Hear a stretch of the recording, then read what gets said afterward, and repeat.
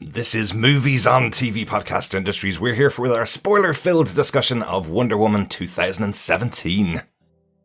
I used to want to save the world. This beautiful place. But I knew so little then. It is a land of magic and wonder, worth cherishing in every way.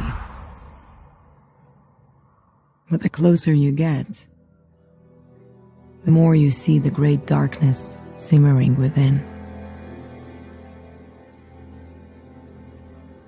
And mankind? Mankind is another story altogether. What one does when faced with the truth is more difficult than you think.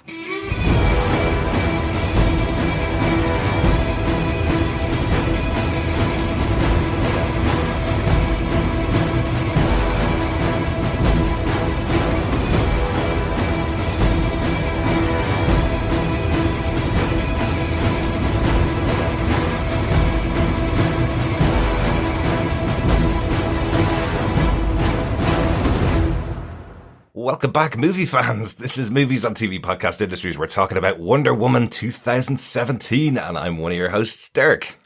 Hello there. I am one of your other hosts, John. And rounding out this trio, I am Chris. Yes, lads, it's only taken us. We're very on time. We're on brand. We're getting there. We're bleeding edge podcasters. Mm-hmm. Right at the cusp of when things are culturally relevant.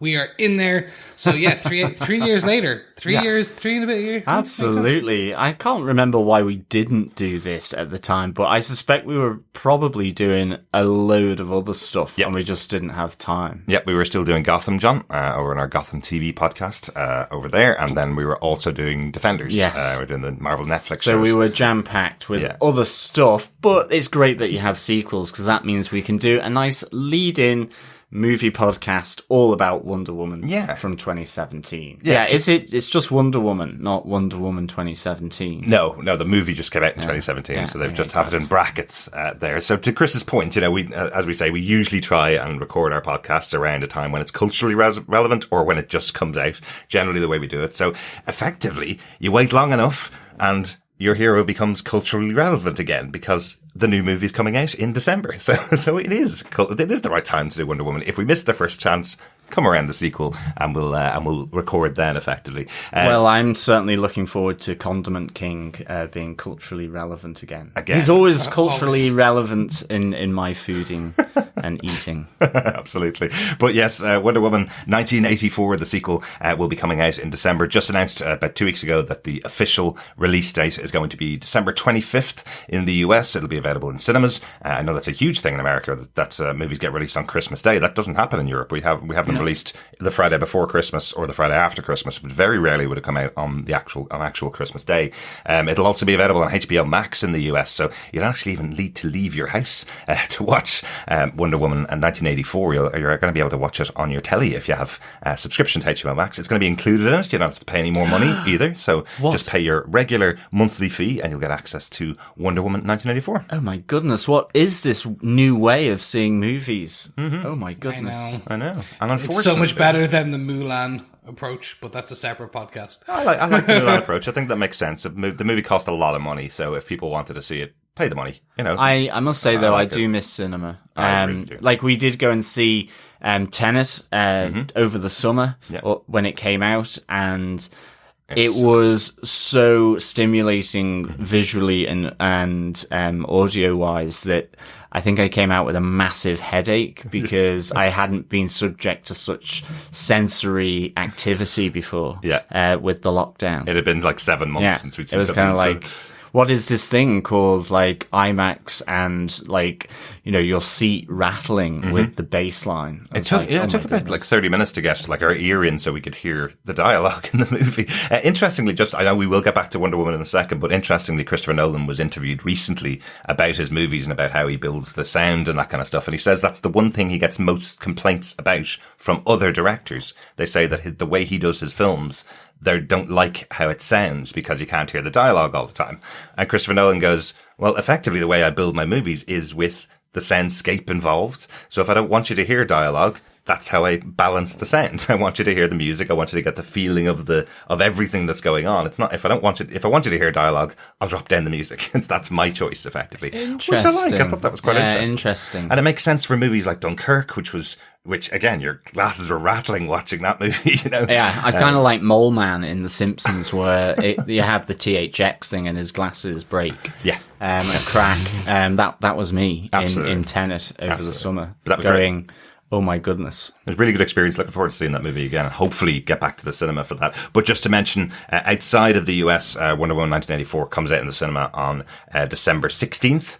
So just a couple of weeks' time. If you are in a country that's luckily been able to keep its R rate or virus rate down, that means hopefully you'll be able to go to the cinema and watch a pretty awesome looking Warner Brothers movie. So it does seem like Warner Brothers are at least investing a little bit in cinema. And speaking of music, the music to Wonder Woman was awesome. It was, absolutely, yeah. Were you just doing that so Chris would sing? Yeah, exactly. Yeah, you might be. Just every now and again. It sounded like... It sounds like a sort of a seabird cawing. Something like a seagull, yes. Yeah. Suddenly my house is just swarmed. Yeah, exactly. It's like it's the seagulls birds. in heat going, we heard someone call. I don't know why they're in heat in December, but apparently so. Your voice does that to seagulls, apparently. It does.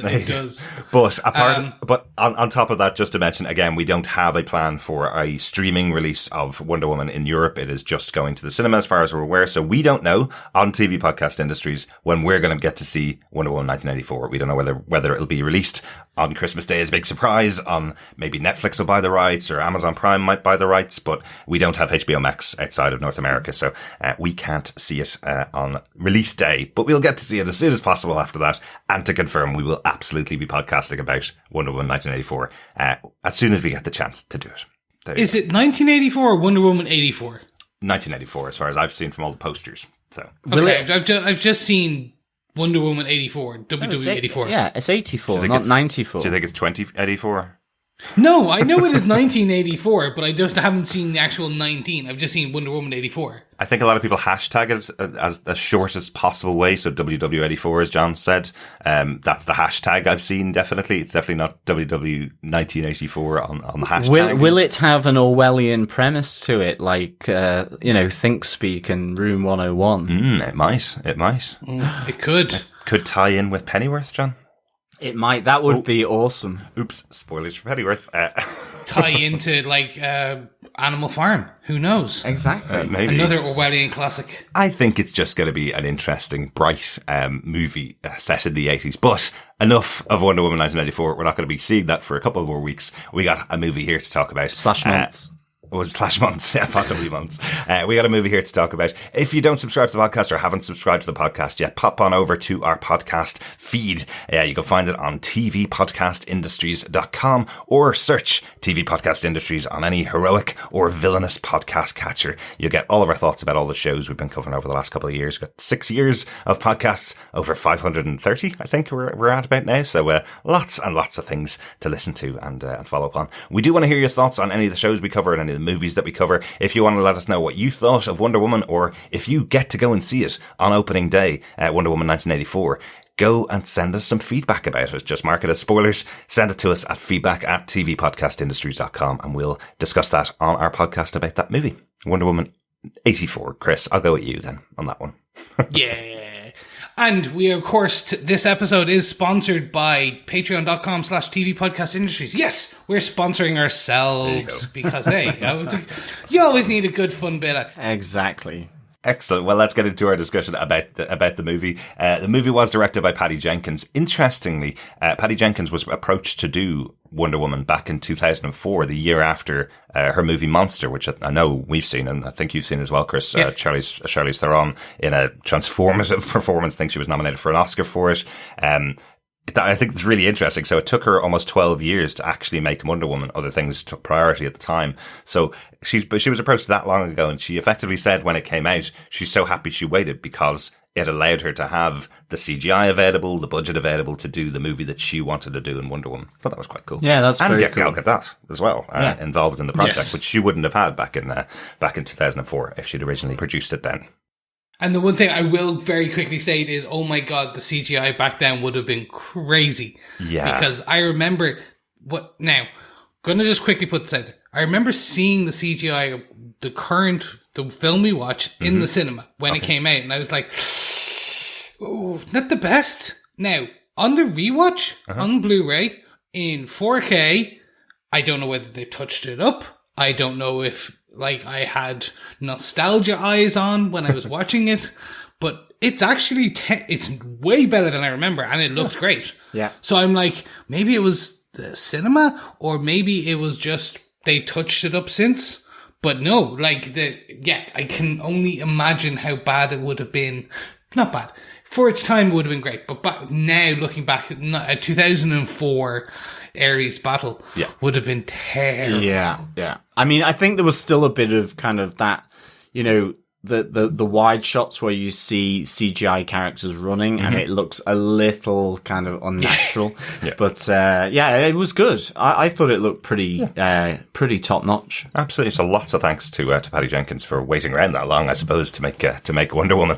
The screenplay for the movie was by Allan Heinberg. Allan Heinberg is a TV writer, has written tons and tons of TV shows, but most interestingly for me, he is the producer of the upcoming Sandman TV show. He's writing a bunch of the episodes. I've been hearing loads about this for a long time. Neil Gaiman's Sandman being translated onto TV screens for Netflix. He seems massively confident that this is going to be a really good version of the Sandman. I think after listening to the Sandman audiobook, I'm quite confident that they're going to be able to do the story justice when they bring it to Netflix. But really interesting to see Allan Heinberg being involved in that show. Yeah, it's going to be amazing. Again, I don't know, with the way things are currently going, I'm curious to see, is that a 2022 show? Do you think now? They've cast, they've started filming and everything, so they started filming about a month and a half ago, so it's coming. Where are they filming? In the UK, as far as I know. Oh, wow. Yeah. Okay. Yeah, but they've been holding back the names of the actors that are in the roles and that kind of stuff. All you get is occasionally Neil Gaiman saying, I was down watching them film the specific scene from the start of the book, and it looks great. So they've been keeping stuff under wraps, but it is definitely filming, so it could be next year. Because Netflix are pumping in about $1 billion to Netflix in the UK or something. Their new studio. So, yeah. Wow. Okay. Because I just assumed just the way Ireland 2020, the lockdowns, all that, I just assumed everything was on hiatus again. No. Filming began back up in the UK for a lot of shows back in August. And hasn't actually stopped during most of the lockdowns. They've been able to continue production in different ways. So there are some shows like EastEnders, I think, and Coronation Street, the soap operas, that went back into production after the first big lockdown, and they've stayed in production, it seems. So yeah, I presume they could do that for movies too. I know The Young and the Restless in the US went back, and that's pretty brilliant, because the only reason I know that is because they're kissing mannequins. Brilliant. So they when they have these kiss scenes in emotion, it's basically the actors are having to make out with mannequins. Excellent. Is that a storyline now? They're going to work that in. It's going to be like Mannequin from the 80s, where they come alive. God, I love that movie. Oh, God. It's terrible, John. I love that movie. I had such a crush on the dude. On Andrew McCarthy. Yeah. I loved Andrew McCarthy. It was great. It was cool. But that's about the Sandman. Allan Heinberg, going to be working on that show. The story for the movie does come from Allan Heinberg, Jason Fuchs, and from Zack Snyder, who is the master of the universe, really, of the DC movies. There's a couple of things that tie into, Batman v Superman, a couple of things that tie into Justice League that are in this movie. And I think that's where he gets the story side, of his contribution to the movie. But we'll talk about those as we get into our discussion about Wonder Woman, where we'll start as usual. John, do you want to tell us what they gave us with your synopsis of Wonder Woman? Sure. Also, forgive the Greek pronunciation. Okay. On the island of Themyscira, shrouded from the world around them, Diana, daughter of Hippolyta, leads a disciplined but peaceful and safe life on the island, unaware of her true destiny and power. However, this world turns upside down when Steve Trevor, an intrepid American pilot working for British intelligence, accidentally crashes on the island. But with Steve comes German forces intent on recovering a notebook linked to a chemical weapon being developed by Dr. Maru, aka Dr. Poison, and General Ludendorff, for deployment on the Western Front. After fighting off the German army at a terrible cost to the Amazonians, and personally for Diana with the death of her fearsome aunt, Antiope, the terrible reality of a devastating great war that threatens to consume humankind is laid bare by Steve. With the possibility of an armistice and peace threatened by Maru's new weapon and ancient powers at play in the world, Steve and Diana team up to embark on a perilous mission to secure peace and stop their all-powerful adversaries, General Ludendorff and the shadowy figure of Ares, the merciless god of war. I am the god of war. Sorry. I know. Cupid. Exactly. I just want to play the game now. God of War. Yeah. Yeah. He's a kind of more of a good guy in that sort of. Kind of. Yeah. He does kill a lot of things. Yeah, he kills quite a lot. Anyway, that is the synopsis for Wonder Woman.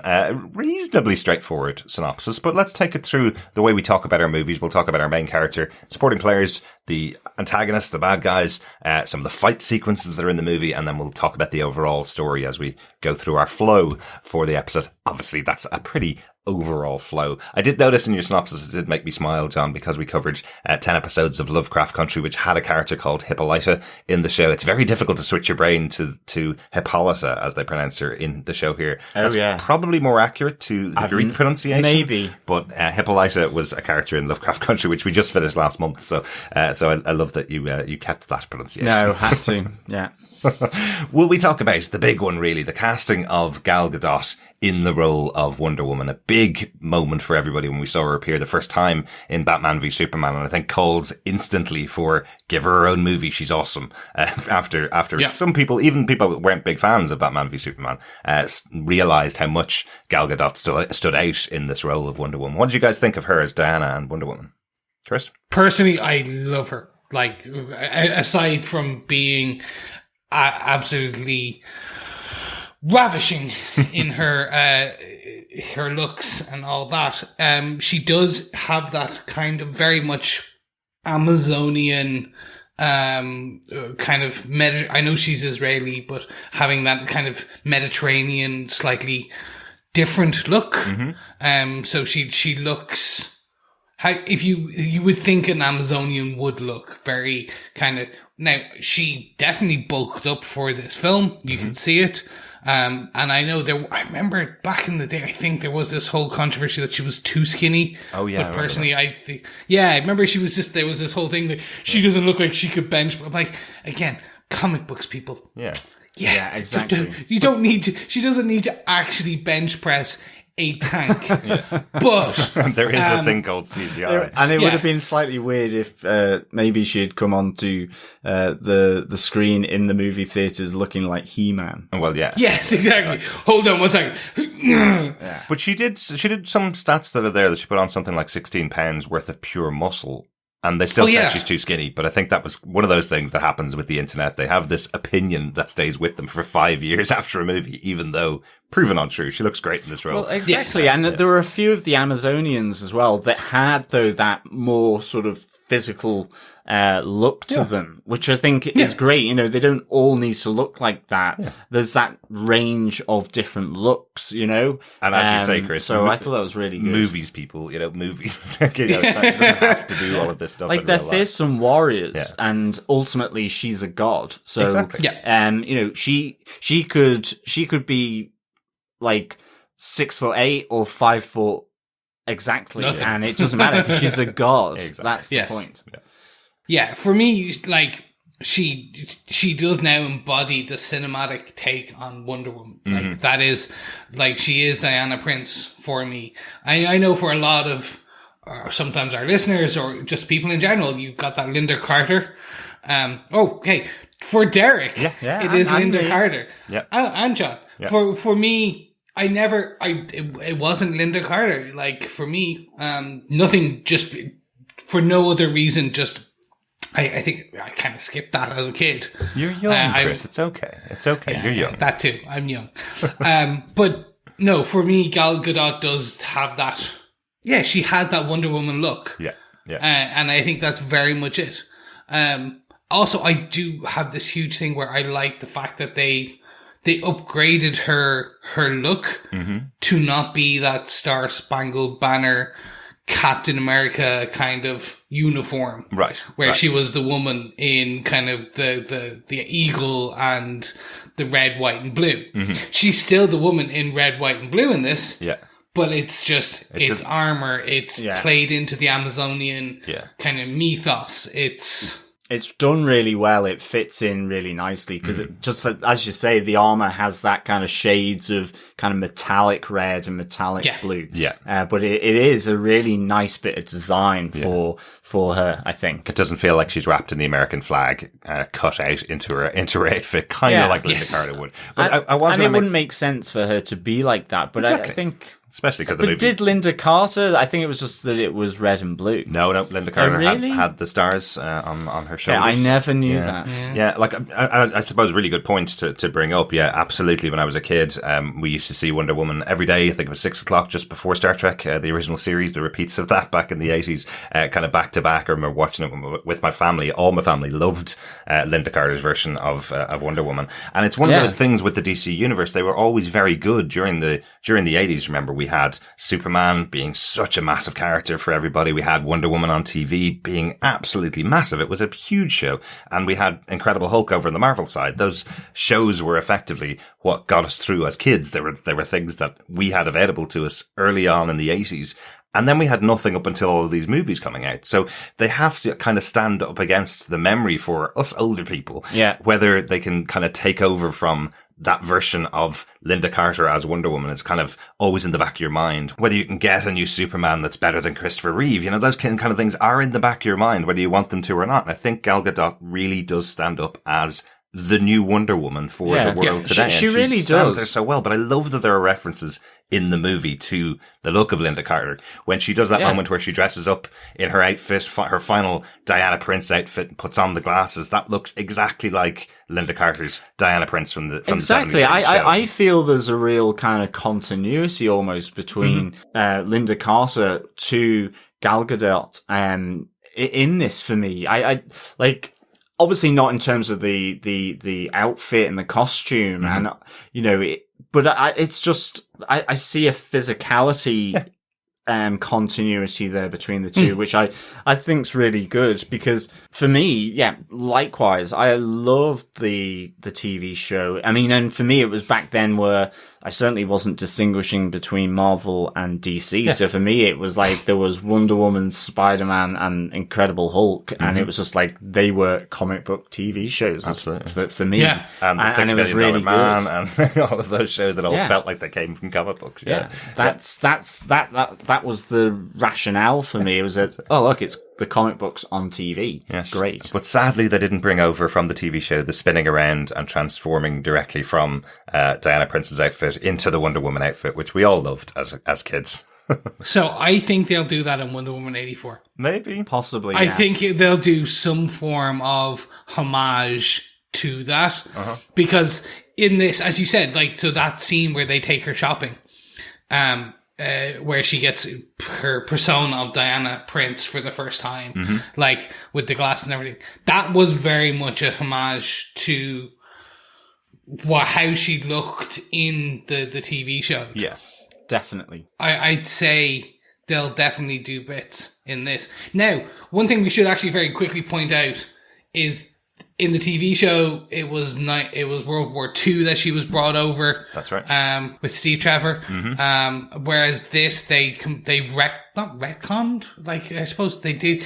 The DCEU version of her started in World War I. Yes, exactly. So it was the first big war that Ares kind of started, the god of war, started manipulating man. Yes, exactly. Like it's a good choice, really, because one of the things you're trying to get across with the character, and there's so much of her mythology that you need to get across in just one film. But one of the things you got to get across is that she is a god, and she's been around for a very, very long time. So by having the second movie that she appears in, first movie being contemporary in Batman v Superman, second movie that she appears in having it set back almost 100 years or over 100 years before the first movie she appeared in shows that she has this longevity, this extra long lifespan, and just simply that on its own. But that was I think that was a good choice. You know, the idea of the hidden island, really connecting back to, the Greek mythology of it all in that kind of first act, I thought was really good. And setting it in World War One, you know, that's at this stage over 100 years ago. Yes, it's not as far back as Greeks, the Greek Empire, but I mean, it's just that kind of, it felt right to, you know, anything earlier, this idea of a hidden island, you kind of would go, well, that's just not going to be possible. To an extent. I know they did it with Black Panther and all that, certainly, but it is that kind of thing where they didn't really hide it, did they? It was more the country existed, and they hid the technology. So from the outside, it looks like they're kind of nomadic farmers primarily. So I liked where it was set. I think certainly it was important as well. I think with Gal Gadot as well, speaking of Wakanda, it was like something you said, you know, this was a Black Panther moment for females as well, which was really important. I think Gal Gadot really embodied that so well, you know, and just the whole, the Amazonian myth and legend, is such a good element of that. This strong warrior sort of group of women, I thought was really good. I mean, I for me as well with Gal Gadot, the moment it made my sort of goosebumps come out was where she crosses no man's land. I just thought that was so epic. Absolutely. Where she's going to the German lines with that machine gun emplacement. And, you know, all the wussy men are there going, stay back. And it's only once she manages to take that out to go and save the villagers that, it's, you know, they kind of cross and follow and attack. So I thought that was just really, really good. And I like how they come back to that village because that's been that's the test from Ludendorff of Dr. Maru's, new poison, the mustard gas, which I thought was really good. Yeah, absolutely. Absolutely. Like totally to your point, you know, about this kind of world of Themyscira sitting outside of the regular universe, which allows them to develop the way they are as the Amazonians, as working together. You know, it is really interesting to see it on screen. There's a constant commentary going back, I think, to the 90s about the Bechdel test, which is a test where is there a film or a movie or a TV show where there are two female characters who are having a discussion that doesn't involve the impetus of a male character in the movie or in the universe.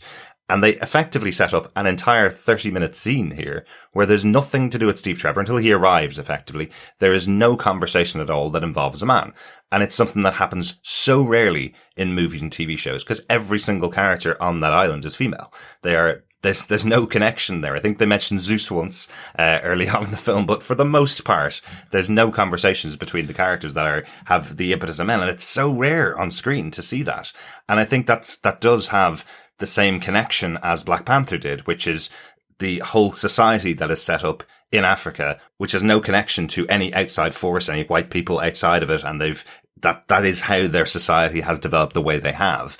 And that's what you see here in Themyscira for the Amazonians, because they've been able to develop their entire society without any input from anybody outside it. And this is how far they've progressed, in their way. So I think there is a connection between the two of those. And that's why those two movies are so popular, because they've delivered something brand new to an audience that doesn't get served by cinema very often.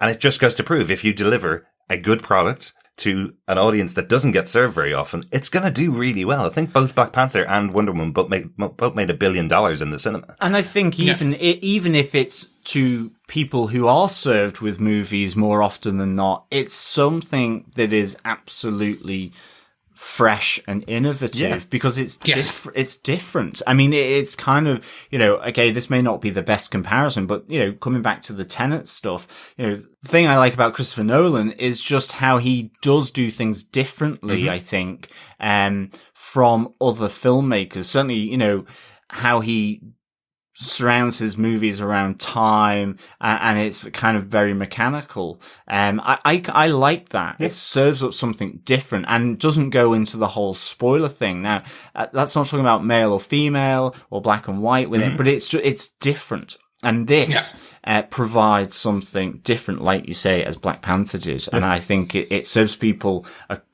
so much more broadly than I think, it normally suggests, that people want exciting new ways of looking at properties and literature or whatever in different ways. Invite people in, give them something to watch, and do it well. Like, it's really important to do it well. I think there's something in some of the material I was looking at for this podcast which says that the previous superhero movie led by a woman was Elektra.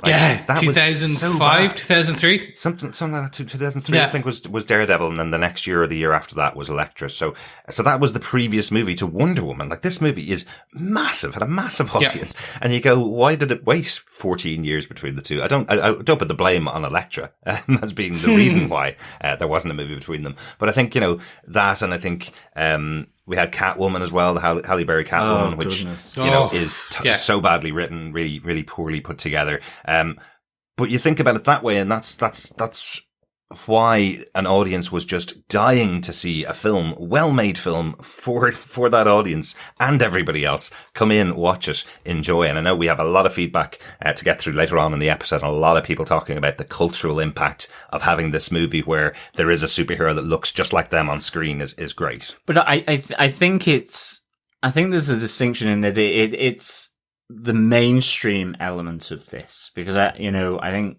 there are movies that probably are smaller, less well known, that deal with this equally as well. But this is very much mainstream. Yeah, absolutely. Which is good. Yeah.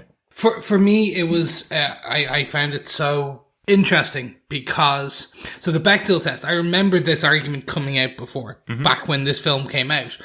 And I remember this move against it, essentially going, but no, Ares and Zeus are in it and they drive the plot forward, because there was this assumption that no, you cannot have a female-led centric plot at all. Like, they had to push back on it. And it was just this amazing dichotomy of the audience. It's vocal minority versus silent minority versus a majority. Because, as you said, this was $1 billion film. Yeah. Like, because, and I remember, and again, it also kind of even slightly feels back to why Gal Gadot for me is Wonder Woman. And I kind of do see it, because she went on this press PR when she was doing her junkets and stuff. Similar to Tom Holland, how Tom Holland is very much Spider-Man right now for me, and Peter Parker, because he does all these, like, he goes up to the kids in costume. She in costume went to sick kids' hospitals. She basically spent time with all these little girls, kind of showing them that they too could be Wonder Woman. Like, they have this, they don't have to have this skimpy, and I say skimpy, like, Power Girl. Do you remember Supergirl? Like, that type of thing. Again, like, now looking at where we are now, where a Supergirl on the CW, right? Yeah. She's allowed to wear pants. Yeah. That's crazy. Not because it's the fact that there was this whole, no, you can't change her costume that she has to wear, she's wearing pants, never. And you're like, but why? Like, I think these things have to change. And just to point out quickly, the Bechdel test, just to be completely clear about it, the test was that that there had to be one scene in a TV show or a movie, one scene between two female characters, not driven by a male. And it is unbelievable. If you look at any of your movies and TV shows that you love that have main female characters, it's unbelievable how many times two female characters would sit down. Willow and Buffy on Buffy the TV show, it's named after her. How often are the two of those characters sitting beside each other talking about the off-screen boyfriend, their fathers, they're the angel, for example, or the bad guy that's in the show. That's unbelievable when you look back at all of your shows and movies, and to have this so central in this opening of the film, this first 25 minutes, to have it so central where they're not talking about men because they can actually forward the story talking about each other it's phenomenal that it didn't happen more often. But there's loads more to talk about other than just Wonder Woman, and Gal Gadot. We'll talk about her much more because she is so central to the movie. Let's talk about some of the other players and her connection between the other characters in the movie. Yeah, I mean, I suppose that links in for me with the Gal Gadot aspect, because I do really like how Gal Gadot does, she has multiple relationships. She's coming from this naive place, and ultimately all these different relationships with herself that, she gradually understands that she's the god killer in this, not the sword. It's not this physical representation. It's that she is a god herself. It is also then with the wider world in that, the island of Themyscira has been isolated, and there's this like rude interruption from Steve and the Germans, so to speak. But this understanding of the wider world that forms from her as she moves through. I mean, I really like that ending with Ares where, she is saying, what you're saying is absolutely true about humanity. Effectively, they're crap, but they're also much more than that. They're also not crap. And then she has that one-on-one I don't think that would have worked as the final speech. I know. I'm paraphrasing. But I'm also like that relationship then with Steve as a man. And also the group that he has around him with Charlie the thief and Samir. She does this really, really well. And I think those players really help build that, sort of that realization that her moving out of this naivety that in effect Hippolyta, has tried to keep her because she wants to shroud Diana from Ares as much as the island is shrouded. And I like that thing with Hippolyta and Antiope that her aunt is the one that's trying to sort of develop her as a warrior, but they're also trying to hide her godliness, I suppose. Yeah, absolutely.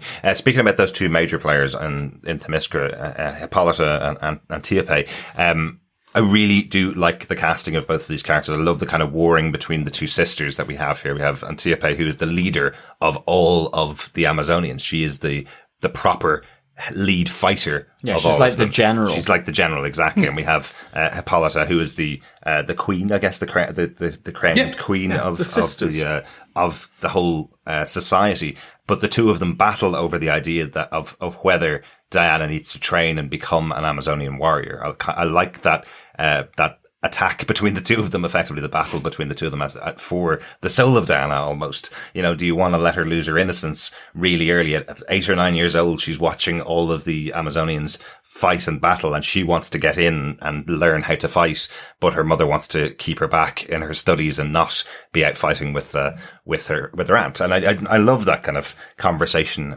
among all of them. She's supposed to be, we know because it's Wonder Woman, she's supposed to be the greatest warrior of the Amazonians. She's supposed to take over that title from her aunt effectively, but I love that it's her mother that's holding her back, saying we don't want that to happen to you. Well, and Hippolyta is a daughter of Ares. Yeah, as well. She's there's a family tree there to Ares. Yeah, it's a bit of a weird one as well, because isn't her mother supposed to be also part of like the daughter of Zeus, but at the same time, then in this, Diana is the daughter of Zeus and her mother. She's made from clay and brought to life by Zeus. Yeah. That's what they say in the movie, for sure. But ultimately, as well, it's a family tragedy going on here, which I think is also between Hippolyta and Antiope, is the same. But I think the Connie Nielsen and Robin Wright are fab. I love these two actors, and I think Robin Wright just has that awesome awesome screen moment in the battle on the beach where she is lifted over the rock where the 3 German soldiers are, and she fires the 3 arrows at them. I love that scene. I was just like, amazing. Absolutely. I want to be in her army. Absolutely. I have to say Robin Wright is one of my favourite actors. I absolutely loved her in House of Cards. I think she was such a strong character in that show. I know that she eventually took over the lead role in the show. Totally understandably, because she is such a good actor. Really, really enjoyed her and enjoyed seeing her in this movie. It's one of those ones where you're going, oh, damn it, she's gone, isn't she? By the end of this film, she's died, so we're not going to see her back in next season unless we see some flashbacks, which is entirely possible. But I did like her as being the kind of guiding hand for the future best, greatest warrior of the Amazonians. Well, it'd be interesting to see how much they do go back, because Diana can never go back to Themyscira. Yeah. But she can flash back to her training. Well, that's true. Learning new lessons from your old training is definitely a trope of superhero movies and superhero comics as well. I do think they'll bring her back. That's the thing. So we actually know that she kind of has to, because she, from marketing in Wonder Woman 84, she has new armor. So, yes, she does. Yes, of course. So you mean they'll bring her back to Themyscira? Sorry, yes. I thought you meant that they'll bring Robin Wright back. Sorry. No. Yeah. But I think I also think they'll bring Robin Wright back, because it will be, as you said, new knowledge from old training. Exactly. So it would be like, I need new armor. I remember I had this training once in this armor that was better than the actual Wonder Woman armor that was kept like aside from us.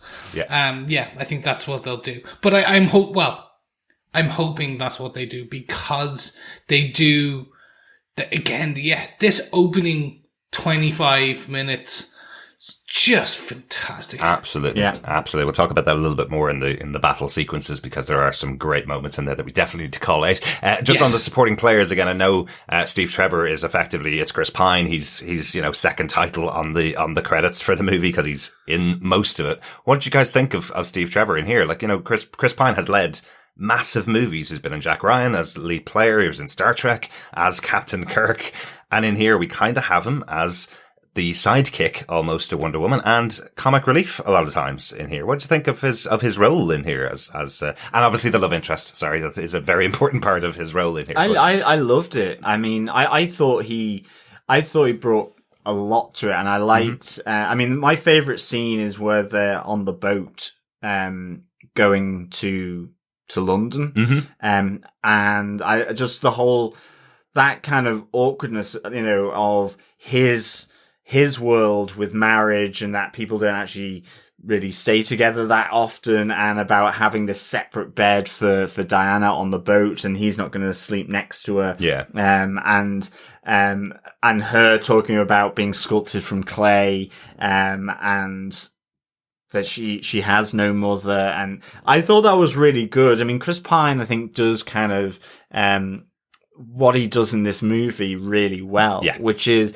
he plays that oddball, and I think he does humor really well. So I really liked how he played off with Diana, but he also has the ability to be really involved and deal with the heavy stuff as well, like in the final scene, his heroic moment. So I thought he was excellent, I really liked him, to be honest. Yeah, there's a reason he is one of the leading Chris's in Hollywood. You've got the Chris Pratt, the Chris Evans, and the Chris Pines. Yeah. I'm probably forgetting another Chris. Me. No. He can definitely be the film. He's the Star Trek. He's Kirk. Yeah. Yes. Oh no, Evans. Don't worry. I said Evans. But he's a leading man in that he can play Kirk. Yeah. He is Kirk. He embodies that. He did so many other films where he's the true ability in this is that he is a supporting character, so he doesn't chew any of the scenes. He doesn't steal the show, the spotlight. It's still about the Wonder Woman in those scenes. He plays that. I think John, you said like the comic relief almost, even that scene when they're on the boat, like it's which I also, one of the best bits about that trivia is that a lot of that scene was improvised. I heard that, and I could not believe that. And apparently, like the script, it doesn't actually have half of that in. Very good. It's just all that they kind of Patty Jenkins kind of just put the camera and went, I need you to hit this bit, and then go crazy. Yeah. So knowing that Gal Gadot is kind of having all the treaties, the 12 volumes of treaties for pleasure and all that. Yep. Yeah. I was laughing. John, volumes? John was writing his notes last night, and while he was watching the movie, and I saw him write down the words "men dispensable" when he was writing his notes. Not unimportant. Very, very good stuff. But that's a really fun scene. I think the other scene, I'm sure, stands out to a lot of us, a lot of people watching the movie, where we have Chris Pine being objectified by Diana when she meets him first, coming out of the. He thinks he is. Yeah. Yeah. Yes. That's the difference. That's the whole point, is that he thinks she's looking at his undercarriage, when in fact she's looking at his watch. Exactly. Yes. A very funny scene. Yeah. I there's also Chris Pine was Peter Parker in Into the Spider-Verse as well. He was one of the Peter Parkers. That's right. And that was a really funny, it was a great take on Peter Parker. Yeah. Which I really liked. And he also, of course, is probably one of the few actors that has made trains sexy in Unstoppable. Of course. Yes, that was a good film as well. With Denzel Washington. Yeah, yes. Really good. Very good. Another bit of major comic relief in the film, we have Etta Candy, the secretary for Steve Trevor.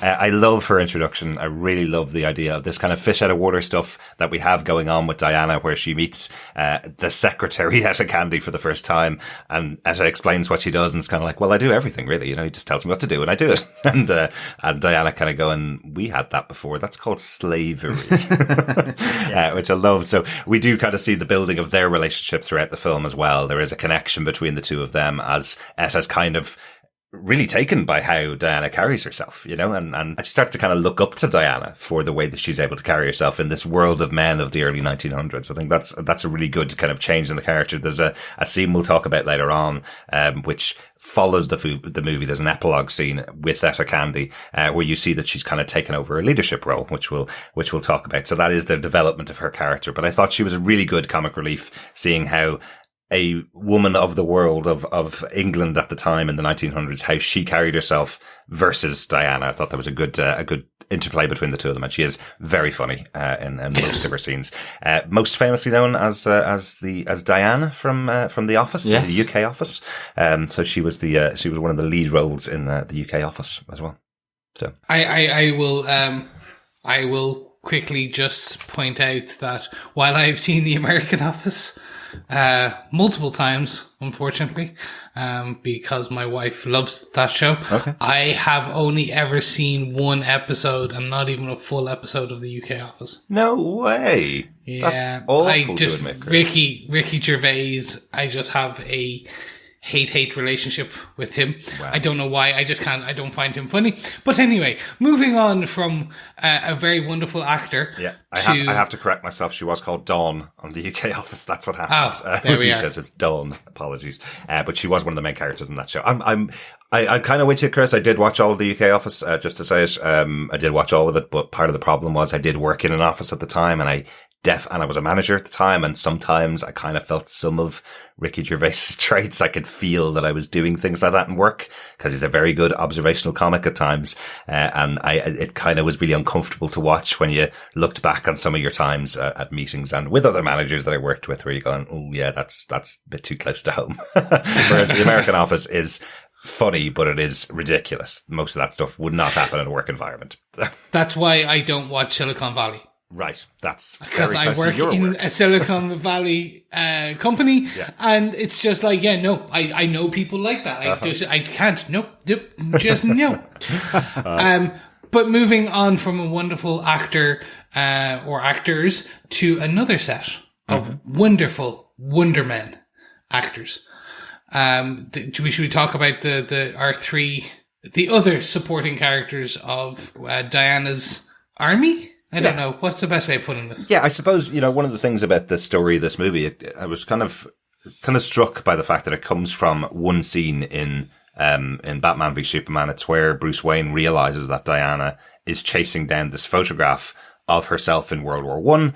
This photograph of herself with her team surrounding her. We have Steve Trevor, we have Charlie, we have the Chief, and we have Samir.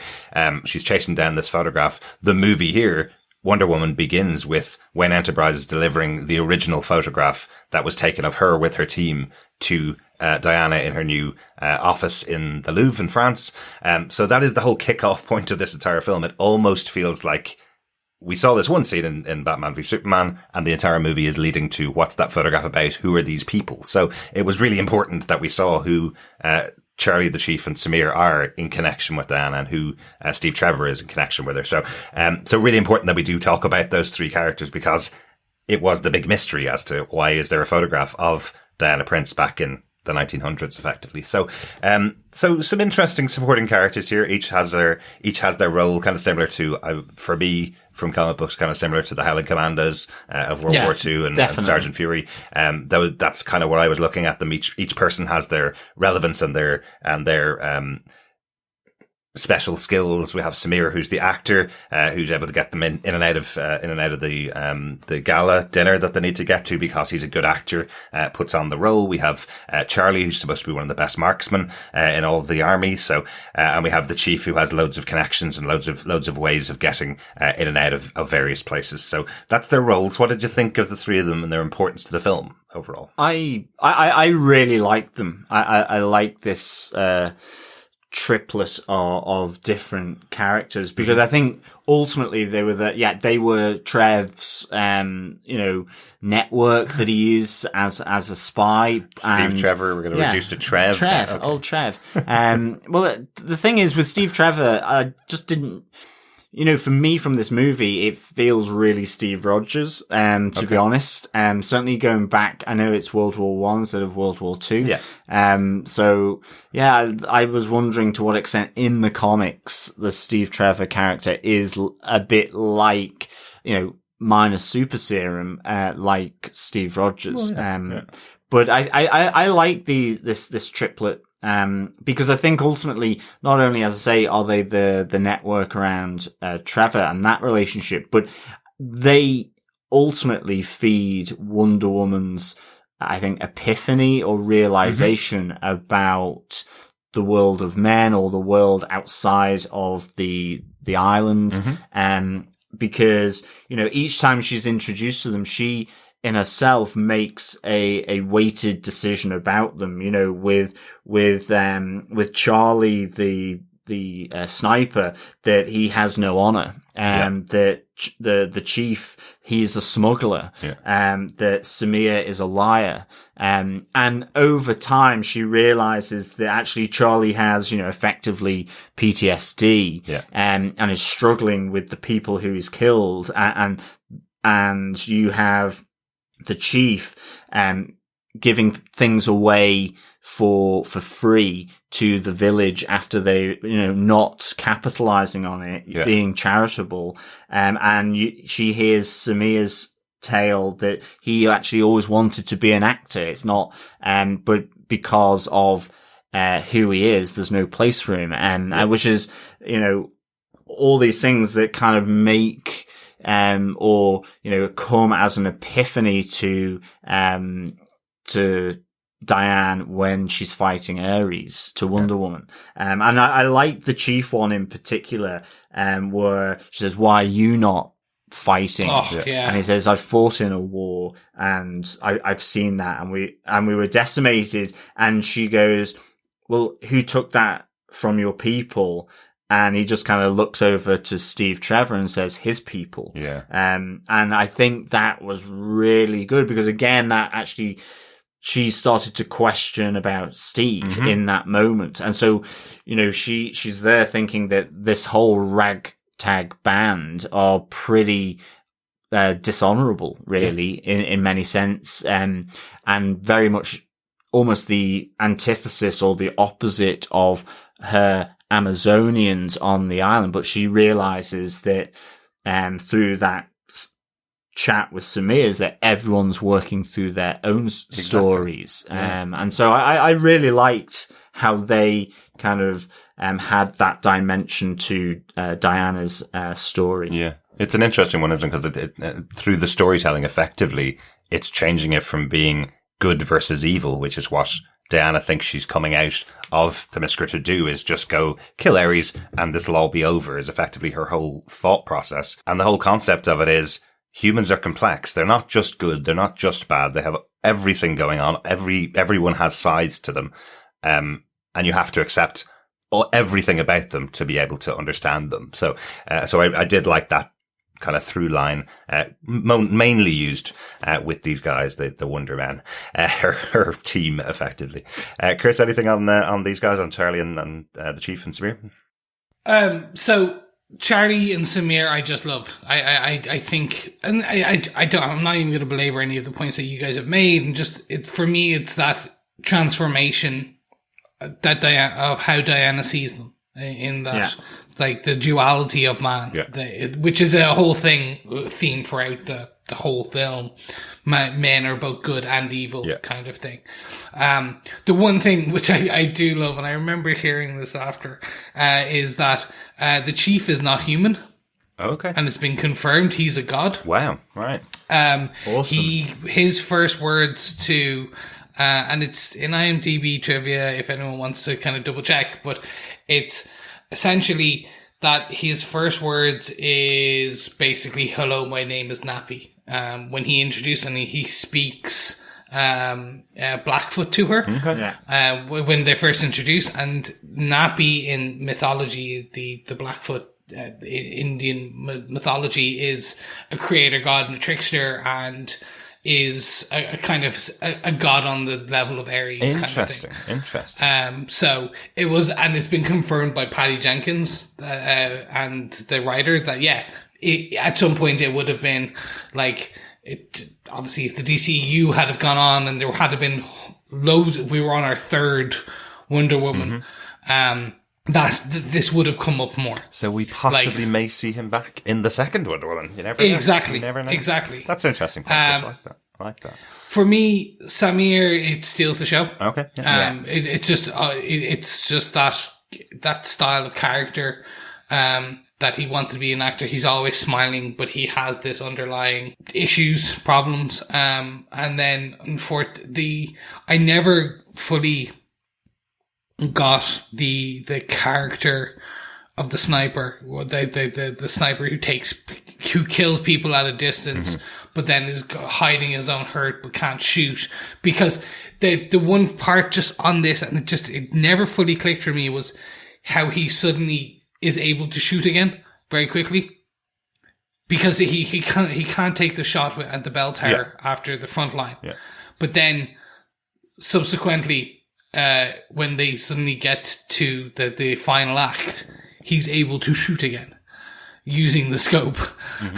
And it was just it was just a small bit that obviously got missed. Yeah, I know what you mean. I think it's to do with the belief that Diana has in him after they have that moment of respite, the moment where she kind of gives him something else to believe in. I think that's kind of what it is. He's following her lead. And because of that, he's able to kind of get himself back to himself a bit. It's kind of tied into him singing in the bar, and she kind of has a conversation with him that isn't about him murdering people effectively from a distance. And it kind of feels like because of the belief she has in him. But you're right, there certainly could be a little bit more in there. I actually thought the other way around. I was kind of going, he's been brought along in this mission, hired by Steve Trevor because he is this master marksman.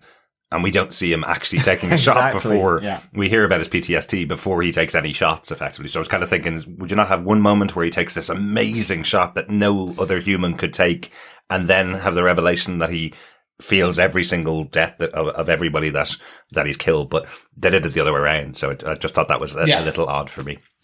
It is. It's just a strange one.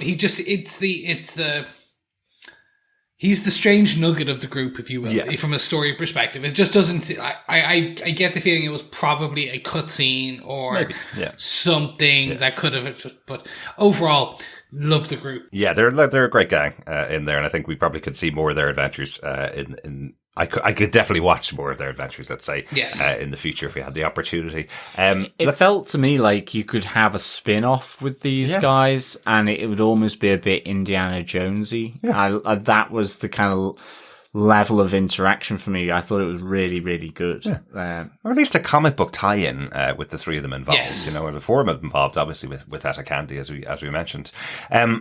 One of the things that's kind of talked about a lot with the movie is the antagonist, the bad guys of the movie. And I think Ares gets talked about a lot. We talked about it a little bit so far, but there are three main antagonists in the movie. We have Dr. Maru, or Dr. Poison, as she's called, who's developing this super weapon for the German army. We have Ludendorff, who is a member of the German army and is kind of pushing Dr. Maru to do the creation. Both of those are pretty well developed, I think, as villains in the film. And then we also have the hidden villain behind it all, which is Ares, or Sir Patrick Morgan, in the movie. What did you guys think of the kind of arc of the bad guys in the movie? Personally, I think there's loads of story to tell in what's happening with Diana, who she is, the whole society of the Amazonians, and then she needs a foil for the film because, hey, it's a comic book movie. We need to have some push here. So I felt that the bad guys, or the antagonist side of it, was a little bit smaller than it would be in other movies because this is our first movie and they were getting a lot more other stuff across. I think they were smaller, but I don't think it hurt the movie because I think the story is quite straightforward. Mm-hmm. It's quite simple. So we didn't need huge backstories around Ludendorff and Dr. Moreau. Yeah. Because I think with Ares as well, there's also a lot of shorthand here, in terms of even at a basic level, the Greek mythology aspect, or, kind of just connects in. Assuming you know about it, I get it. Right. But I mean, I think there's a lot of shorthand that can be played here. Even just the idea of, with Ludendorff, that sort of evil general who is trying to thwart a peace process, and the armistice. Ultimately, there's a lot of shorthand there. I thought it was great having as much as we did with Dr. Maru. I think we could have had more of her background ultimately, because I mean the mask that she has is just awesome. I think that's really really superb, and then quite striking, where it's taken, where it's kind of pulled off right at the end, as Ares is egging on Wonder Woman to kill her effectively. Mm-hmm. I thought was superb. Like the look of it looks so good, and you just kind of like going, it's just her testing, but how did she develop and move into developing poisons and chemical weapons? Mm-hmm. So I really, that was kind of maybe where it would be nice to have a little bit more. But I think with Ludendorff, I mean, he's a general in an army that is seen to be, he's the bad egg in the terms of this peace process. And then for me with Ares, and then Sir Patrick being shadowy, that whole idea that, he wasn't the one, because Diana thinks Ludendorff is ultimately Ares. Yeah. It's actually the shadowy figure sort of manipulating in the background. And it's like, for me, it felt very much like Dr. Moriarty in Sherlock Holmes, this idea of setting in chain the events. Because I do like that thing right at the end from Ares where he says, I simply whispered in their ears. They took the decision to go to war. Mm-hmm. They didn't have to. And that to me is very Sherlock Holmes and Moriarty in terms of, at least the film, this idea that, the events are built up to increase the probability of them, of something happening. And that, again, I think there's a lot of shorthand in that as well. Mm-hmm. It's not the obvious bad guy in Ludendorff. It's the manipulator in the background. Yeah. Manipulating the dark side of the humans, basically. Yeah. So for me, I personally feel Maru was underused. Yeah. Uh-huh. Like, and that's just like, again, you don't get the backstory, the history, which I would have liked. Yeah. Like, I know Basil Exposition coming in going, yes, she was this amazing chemist who burned her face and went slightly crazy, blah, blah, blah, blah, blah. Like, that's how they probably would have done it, but even that would have been better because we would have got we would have got better history around the character. Yeah. But I think what we got with her was always this great succession. I remember the actual switcheroo with Ares for me was actually fantastic. Right. Like I did remember, I remember it not being Ludendorff because the bit that we always knew was that the fumes were giving him super strength. So he couldn't have been Ares because Ares would have had super strength already. Right. So that was the bit where I was like, they've already told us it's not Ares. Just that maybe Ares was just this big bad by himself. Yeah. But I do think, as you say, John, the kind of shorthand of Ludendorff does make a lot of sense. They're coming up to the end of the war. Germany's on the back foot. The rest of the world army is saying, sit down, let's write this treaty, let's go into a peaceful place. There's going to be somebody in that army who's going, if you just give me one more week, I have a plan here and we can win this thing. There's definitely going to be somebody in there. That's Ludendorff. He's kind of going, look, I have a plan. If you just give me a little bit more time, we can take over the world. We can win this thing, And I like that about Ludendorff, that while he's not the big bad, he's not Ares. You can kind of see how he would be the villain here in any World War I story. He is the one that's trying to push just a little bit more time and we've got this, I think the other thing as well with Dr. Maru, I think Eleanor Anaya, just because she has the mask on, there's something about her performance, whether it's in the eyes and her facial expressions, that just suggests so much pain, whether that's physical from the injury that she has that's being covered up. But it felt more than that to me. It felt like there was a depth to this character that was actually being portrayed from the actor. Yeah, I know what you mean. That I wanted to know why it was there. And so, like, to Chris's point, that is the one I would have liked to have seen more on, because it really felt there was an interesting story behind her pain that she was portraying on the movie. Absolutely. Isn't there that moment with Steve Trevor, who's kind of chatting her up almost at the party, and you see her eyes start to kind of get start to water, I suppose, and then she realizes as Diana walks in that magnificent dress, as she walks in, that Steve Trevor's attention is completely taken from her, and then her whole visage changes, her whole way of dealing with him changes, and she walks away from him. So you're right, there are some little scenes in there, but there definitely could have been more with the character. The Sir Patrick Morgan flip to being Ares, I don't know, for me, this is the one that's probably a bit more maligned, that people do make the comment about it. I'm not too sure David Thewlis in the particular outfit. I think he plays Sir Patrick Morgan very well. I'm not too sure whether they did a great job of translating him into the God of War, Ares. I'm not too sure. He's a great actor. I do like him in most things that he's been in, but I'm just not too sure the bulking up of him and the CGI version of him as the bad guy worked that well. At least they hid it behind armor, I reckon. But I also think the complexity of his storyline might have been a little bit too complex when he was saying that he was actually driving the Germans to the armistice because he knew they couldn't keep it. I was kind of going, is that really the plan of what Ares would do? He has all of this opportunity to whisper in people's ears and create amazing weapons. And in the movie here, they're hiding that Sir Patrick Morgan is the bad guy by saying he's the one that's going to drive them towards an armistice that they won't keep. I was kind of going, that doesn't seem to make sense. Shouldn't he be the general maybe in England who's not willing to give up the war, but is being convinced by somebody else to not give up the war? It felt like they were working too hard to hide that this person who was supporting Diana and Steve was actually the bad guy. That's what it felt like. I don't know what you guys think of that. Yes, when you take it at face value on that, it's like, yeah, that does not make sense. Mm-hmm. I took it that the Germans wouldn't keep because Ludendorff was about to bomb the hell out of them with the big gas. Okay. Yeah, so maybe that's the gas played in, because we do see his whispers with Dr. Maru. Dr. Poison, he gave her the formula for this new gas. I liked that scene, actually. I liked the wisp of Ares going past, or Sir Patrick. I thought that was really just, again, a nice bit of shorthand to that idea that effectively took Sherlock Holmes' second movie, the entire movie, to do.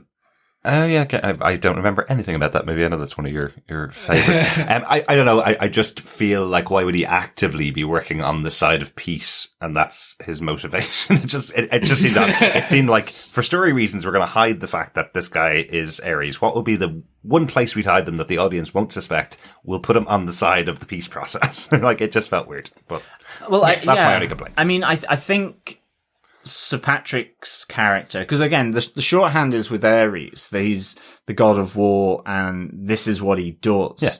Yeah.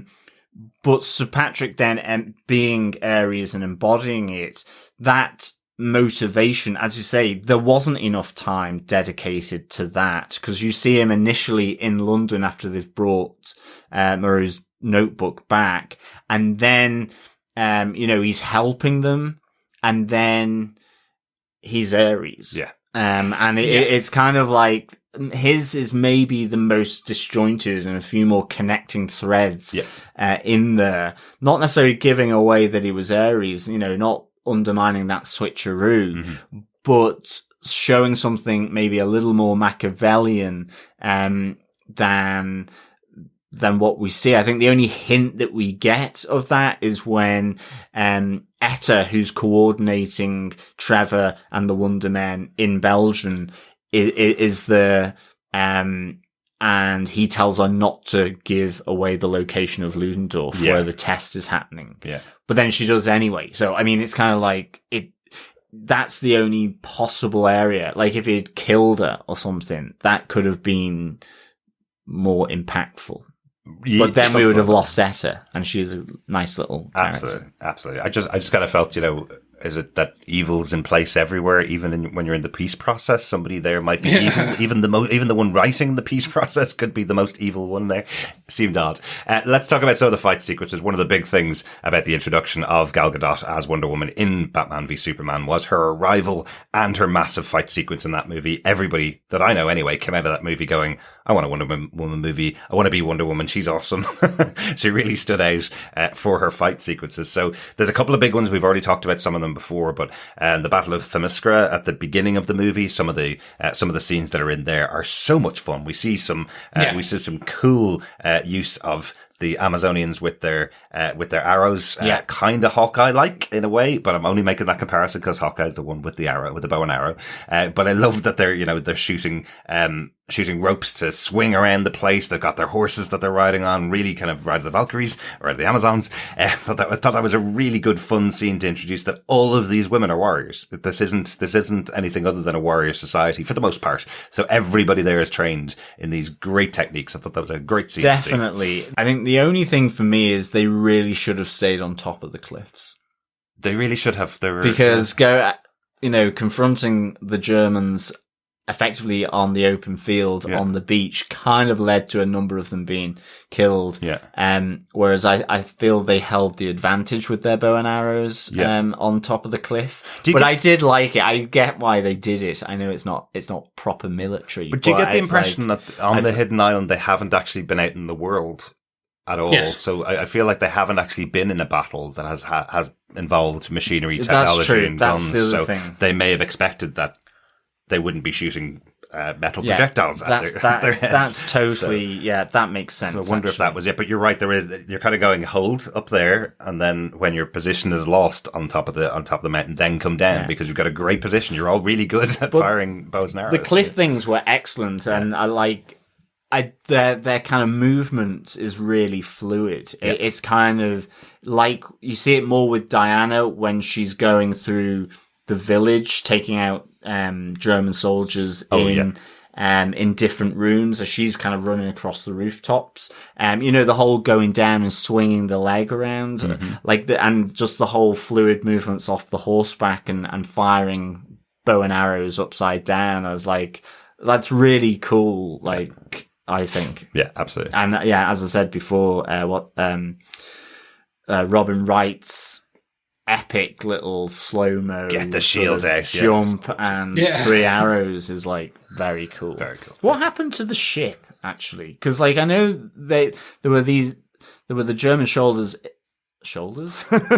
German shoulders. The German shoulders on the German soldiers. Oh, that might be for 1984 when we get shoulder pads. But it's because there were the German soldiers in the rowing boats, but there was the big sort of German Navy ship as well. Yeah. And that kind of came through, but just seemed to capsize, I think. Like, I don't know, it hit a rock or I was thinking, did it just capsize because of the magic or something of this shrouded island? I have no idea. I do not remember the ship coming in even. It's a really good point though, because I know it kind of the battle ends. It does end. Yeah. And everybody's been killed. Yeah? Yeah. So. Yeah. They have killed all of the Germans, so I presume. But there was a massive, battleship that, Interesting. We'll have to go and watch it again. Chris, any comments on the fight sequences at the beginning of the film? I just loved them. I really do. Yeah. Just on your point about the kind of not knowing about guns and things, it's kind of implied that they have knowledge from the outside world at the same time. Like, they have their own spy network of, like, kind of things that report back because they have all the languages. Like, she's able to speak English, and it was like, oh, we know all what are 100 and something languages. Yeah. And she knows ancient Sumerian, but she also knows English and not ye olde English. True. From so it's just all these. I was trying to give the movie some credit. So obviously completely wrong. There's no reason at all why the Amazonians came down off the hill. They're trained enough warriors. They shouldn't have lost that great position. Okay. Yes. But it looked fantastic because they did do a Green Arrow, like you said, or Hawkeye approach of jump off and swing on a rope. Mm-hmm. It was fantastic. I loved it. And the only bit I have, which is I would have just preferred more. And I think that's just a whole problem I have. That's not even a problem. Which is, it's not a problem. It's just a want. Is that I would have preferred more time on Themyscira, be it coming back later, but we know she can't, etc. Just because I think it's such an interesting society and aspect. It certainly is. But anyway. Do you know, I was listening to the actual dialogue that her mother says to her, and what she says is, if you choose to leave now, you may never come back. And I think that's actually more of a warning from her mother that she doesn't believe she'll survive in the world of men. I'm not too sure whether it was saying the borders will be closed to you. Sure, of course you can come back because the Germans just went in a rowboat and went through the protective film. There's no way to block her out. It's not like Kunlun in the Iron Fist mythology or Wakanda in the Marvel universe. It's not like she can't walk through that barrier. You're going out into the world and you may never come back. And it's just a worried mother is what it sounded like. But maybe she is aware being a goddess in herself or with a god bloodline. Because Themyscira gets a bit of a hiding from Steppenwolf in Justice League. It certainly does. So, ultimately, will that moment when she does go back, it's effectively in ruins? Maybe. Still from that. Although that's in the future, so actually no, it would still be okay in 84. It's after that. Exactly. Yeah. Yeah. So I think it's just a worried mother saying, if you go off out into the world and discover everything that's going on, you may never come back to me. I think it's just a overprotective mother. I think that is when it comes. So she absolutely can come back. One other battle that I wanted to quickly talk about is just Diana's first fight in London with Steve. I just loved how it was choreographed. I loved that he was really protective, even though she knows that she's this amazing warrior. He's standing in front of her trying to block her from all the guns shooting at her, and we get the reveal of her bands where she's able to block the bullets. I thought it was a really well choreographed fight when she sticks her hand out in front of him, blocks the first bullet, and then takes out all of the rest of the guys around. I thought it was really well choreographed, and again shows her saving him until he takes out the last bad guy. But I thought it was just a good little moment. Yeah, and there's another little fight sequence, and I might just leave it till we talk about the epilogue that wasn't released. Okay, because it's the bar fights with Charlie. Yeah, that's true. The one I just want to talk about is No Man's Land. Yeah. That scene. It's not really a fight per se, or it becomes a big fight towards it, but just that whole. That when every now and again there's these film where you get kind of tingly that tingly emotion, like, oh my god moment. For me, that was where she kind of comes out onto no man's land. And yeah, she's deflecting the bullets, but then it's she's drawing the fire. Yeah. And then that's where everyone rushes. Well, no, everyone rushes. The Wonder Men rush. And then, once they get onto the other side, then the rest of the army go, oh boys, all right lads, let's go. Mm-hmm. It's just, that is one of those goose pimples kind of moments. It did feel like that. That was the music rising, everything. Yeah, about the music, this. the shooting of it by Patty was just awesome. Yeah, I totally agree with you. That was my epic. The goosebump moment, I think, hairs rising on the back of the neck kind of thing. Absolutely. I'm not sure in the structure of most of these films, the way they usually have them is you have a little battle at the beginning, a battle in the middle where the hero fails, and then a big battle at the end where the hero wins. That's the usual structure of all Marvel movies, all DC movies, most movies that have battles in them. Here, I think this central no man's land fight is actually so epic. I genuinely remember people kind of getting that feeling in the cinema when they were watching it. Exactly as you talk about, you can see people kind of standing and cheering at this moment.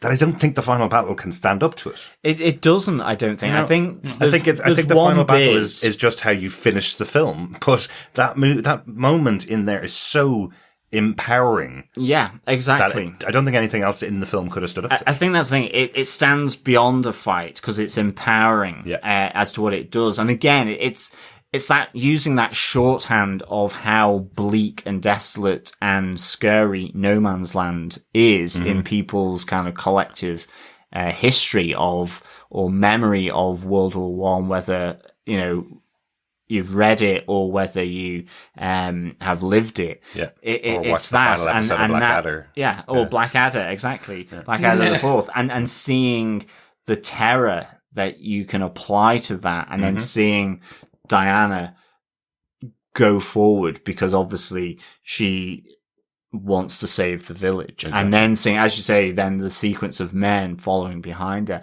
I think the only thing in the final battle that kind of came close to that was where she does have the epiphany about the world beyond Themyscira. That as I said, the shorthand is that humankind is crap, but they're also not crap. Yeah. And you get her doing the bands, and you have that conversation, which you don't hear originally with Steve, where he's going off to sacrifice himself and be that hero. And everything with the Wonder Men that has been sort of come through. So that was the moment. But I think the final battle in and of itself felt a little normal. I'm not saying it was bad. It was just like kind of what you kind of want to see in a movie like this.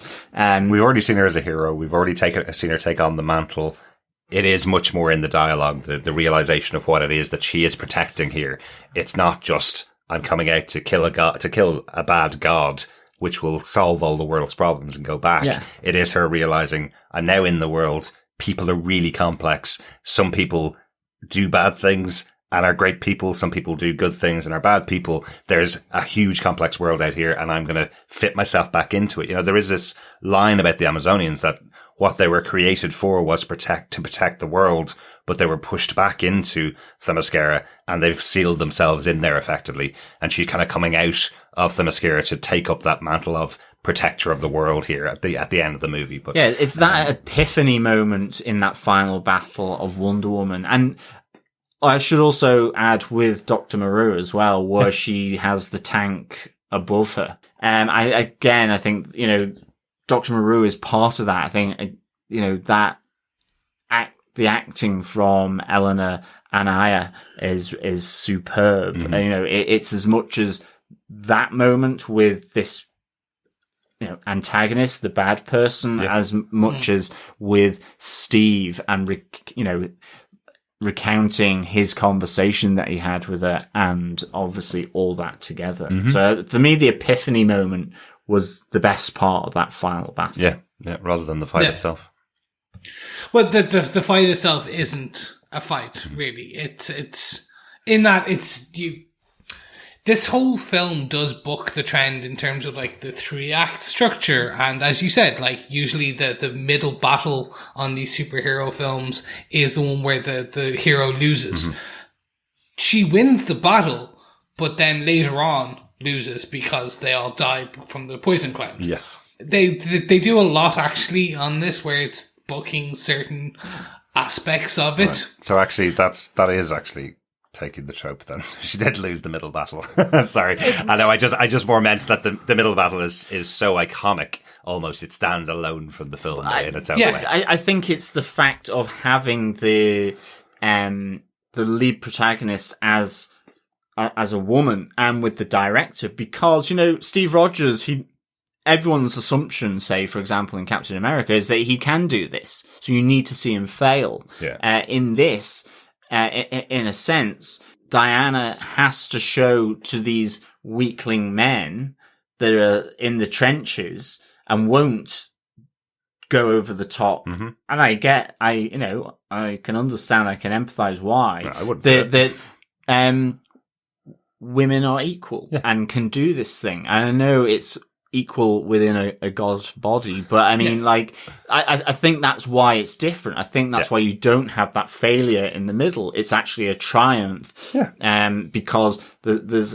something different needs to be shown just here, wonderfully inspirational than usual, than from a normal, usual comic book movie. Yeah, absolutely. Absolutely. We've already kind of talked about the story quite a lot as we went on. I was reserving a little bit just to talk about the story itself. But as John mentioned right at the beginning, the story itself is actually reasonably simple when you get over the complexities of matching up Greek mythology and what's going on in World War One. But reasonably good. Like, it tells the story well. And I think I think really the casting in here, the writing is enough to make it complex enough and watchable enough. It's enjoyable enough. And you don't have to make it too complex and too complicated for people. That wasn't necessary. I do think just that little Ares flip is the only thing about the story that I wasn't a massive fan of. So that's kind of our major points and discussions about this. We mentioned before we're going to come back to an epilogue scene. Weirdly, I think this was released on YouTube after the movie was in cinemas, and then maybe was added to the movie in cinemas, but we didn't see it at the time. We saw it back on Blu-ray when we got it on Blu-ray at home. It's a post-credit scene. Traditionally, because it does sit exactly where you'd think it would sit. It's effectively Etta Candy meeting up with Charlie, the Chief, and Samir, giving them a new mission. They're in the same bar that they were in where Diana took out the bully that was trying to kill Charlie. Diana took him out in the same bar. We have Etta coming in, and we have them kind of teaming up. We have the guys taking out the same bully who's coming back, telling them, "You're here alone this time and not with your big strong woman," and they all come together to take out the bully, effectively. Well, Etta smacks a bottle over his head. She does, yeah. She gets the last shot in, definitely, yeah, which is really good. But throughout the podcast, and I'm really sorry, guys, that was my fault. I did the notes for the majority of here. This is where the term the Wonder Men came from. They're trying to think of what they should call themselves. In this epilogue scene, they're trying to think of what they should call themselves now that they're all working for Diana Prince. She's sending them missions and they're working for them. They come up with the idea of maybe Charlie's Angels, if Charlie is the leader, which I thought was a good little gag. Another contemporary show of Wonder Woman, back in the late 70s, early 80s. But then there is the mention, maybe we should call ourselves the Wonder Men, going along with Wonder Woman. So, that's where it came from. It actually wasn't in any of the rest of the movie. It's not, so I'm sorry for putting that in the notes, guys. Got you all confused. But the mission that's being given to Etta and for the team to do is to find an elusive mother box. If you watched the movie Justice League, you may know what a mother box is. I wouldn't have known it before the Justice League. But effectively in Batman v Superman, we had one mother box, which is what created Cyborg.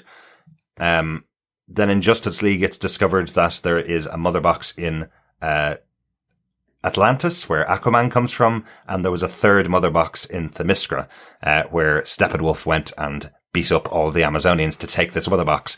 This is the referenced mother box. This is the mission that Etta has in the early 1900s with this team to go and find that mother box, which will be put safely in Themyscira up until the attack from Steppenwolf. So that feels like a real MCU and Marvel kind of tying in of this movie into the rest of the universe and the rest of all these stories. I think this would have been great being at the end of this movie. It felt like, it felt like it was important to have in there. Yeah. And even just with Etta as well, because, you know, she is seen as the leader of Charlie the Chief and Samir. Exactly. But yeah, the link to the mother box, what happened in Batman v Superman, and with the Justice League, you know, it was a really good epilogue scene. I thought it worked really well, and it kind of tied it back into this Snyder universe, this Zack Snyder universe, where he's trying to tie all these movies together.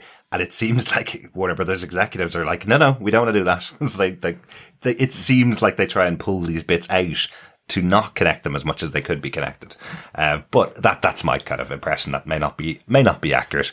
And maybe we'll see a bit more connective tissue in there when we see his cut of Justice League, coming to HBO Max next year. Yeah. There you go. 4 hours, people. 5 hours. I think it's going to be a mini series when they put it out. It's going to be 1 hour a night for a week, which is kind of cool. I'm intrigued to see what happens. He says there's only 20 minutes of new footage being filmed for it. It is all stuff from his original footage, but we'll see. We'll see how that goes. One other note from me on Easter eggs. I thought it was interesting. The character of Hippolyta, originally offered to Nicole Kidman, who couldn't come on board to play the role, but she did come back on board for Aquaman, playing another princess or another queen in Aquaman. So I thought that was quite cool. So she was offered the role. Okay, interesting. I mean, I love Connie Nielsen in this, so I'm not sad, so to speak. would have been interesting to see her in the role, playing it up against give it to Robin Connie. Wright. But Connie was good. Yeah, Connie was really good. So on my side, gentlemen, does Wonder Woman fly or does she jump in this film? I'm not getting involved in this. This is for you two to fight it out. I will simply try and start the armistice going on. Well, long-term listeners, just so you know, if you listen to our Defenders TV podcast coverage, the note Chris has actually written is, she doesn't fly like Jessica Jones. She jumps. So Chris has finally admitted it. No, I would take in one other piece from the comic books, Chris. She jumps. And the reason I would say this is probably accurate is because, remember, she has her invisible jet to fly with. So she flies with her invisible jet and she jumps very, very far distances like Jessica Jones, but I'm much better at landing than Jessica Jones ever was. Well, she has been retconned to be able to fly in the comic books. Really? She is. Since the New 52, she can fly like Superman and things like that. She doesn't need her, maybe even before the New 52. But anyway, she can fly. In this, it's that weird one because it looks like she's jumping and flying in different scenes. I think they will probably give her flight at some point. Maybe. Because Ares can fly and gods can fly in this. And also there's kind of hinted at when like she does her superhero landing in the final battle, like she is up and it's kind of time is slowed, but you can see the wind whipping at her. So she's basically, it looks like she does jump up and time slows, but the wind is still pushing her back, but she's staying stationary. Yeah. So there is a kind of an aspect, maybe she can, no. And then the very final scene where she jumps in Paris, that is a pure jump. Yeah. But it looks like a fly. And I'm like, Anyway, so yes, I think in this she jumps, but I think it's given that she has some ability to fly and probably will be shown later. So my contribution to this is, after what you've said, Chris, which I will defend with my life, is that she can hover like a helicopter. Exactly, yeah. Her hair is just going so fast. Well, if she does the 70s Wonder Woman version of spinning around, maybe they'll add that in, spin her around to change into her costume, and she flies like a helicopter then. Yeah, it's just so fast we can't see it. It looks like she's just staying still. Excellent. Any other notes for our Easter eggs and notes, guys? There's hundreds of Easter eggs in this throughout like the film. I'm not even going to go into it because it would add another 30 minutes onto the podcast. But I strongly suggest just Google or IMDb the film. It's fantastic. Yeah, it's some fun ones. Definitely with Chris there. But the only thing I want to I didn't mention is I do like the fact that, you know, we had Diana challenging, the generals in London. Because one of the big things of the First World War is the idea that it was upper class generals sending a lot of, people to fight, and die without really caring, quite frankly. Absolutely. And I thought that was a really nice little, way of addressing that by Diana, who is, and with the Amazonians that, where the generals fight with their ranks of soldiers. The generals are the best fighters. Yeah, exactly. Yeah, I totally agree with you. Really, really good scene. Really enjoyed that, that they brought that into the movie. Final thoughts on Wonder Woman 2017. Chris, final thoughts? What do you think overall? For me, I loved it. I loved it in the cinema. Yeah, it has problems. It has little problems, but like nothing that's kind of mind blowing. It's not. And I will say it, it's not like Elektra level bad. It's not like I liked Elektra, I liked Daredevil. Oh no, Catwoman, no. Chris, Catwoman, no. I'm going to have to stop you because I know you've never seen Elektra. I know you haven't. We've talked about it before. If you say you liked Elektra, you didn't see it now. So I know you haven't seen it. I enjoyed it. I enjoy comic books in general. It is a terrible film, but I like bad films. I give you Mystery Science Theater 3000. Okay. That is why. Yeah. I like bad films. But this one is not. This has some standout moments. But as you said, it is literally a film about a photograph. Mm-hmm. It's like, hey, want to know more about this photograph? Here's a film. Yep. And you're like, okay. It's an interesting. I'm more... Just from rewatching it, I remember why I enjoyed it so much, and now I'm actually if you want to call it that, my hype levels for 1984. Wonder Woman 1984, George Orwellian. Definitely. That is up now. That is right up there now. I'm like, yeah, it's going to be a good. If it's even 75% as good as this film. It will be a really good film for Christmas. Yeah, absolutely. I hope we get to see it in the cinema. John, any final thoughts? I'm the same as Chris. I loved this movie, and it was really good coming back to watch it again. After not really having kind of watched it since the cinema, probably. And not that I can remember anyway. Like, I just think it's a really good backstory and introduction of Wonder Woman, but done in a way that's really, great with Gal Gadot. Like, the music's phenomenal, her costume, and everything. It is really, really good. And like Chris, I'm really excited now for Wonder Woman 1984. Yeah, so my rating, I would give 4.5 lassos of truth out of 5. I really thought this was a great movie. I think it's one of the good, DC canon that's come out recently that is mainstream and fair dues to taking on Wonder Woman and I think making it that Black Panther moment for women in comic book films. Yeah, I could see that. I think for me this is probably my favorite. It's up there with one of my favorites. Of the DC movies, definitely. I think it's a great film overall. Certainly watch it as often as I can.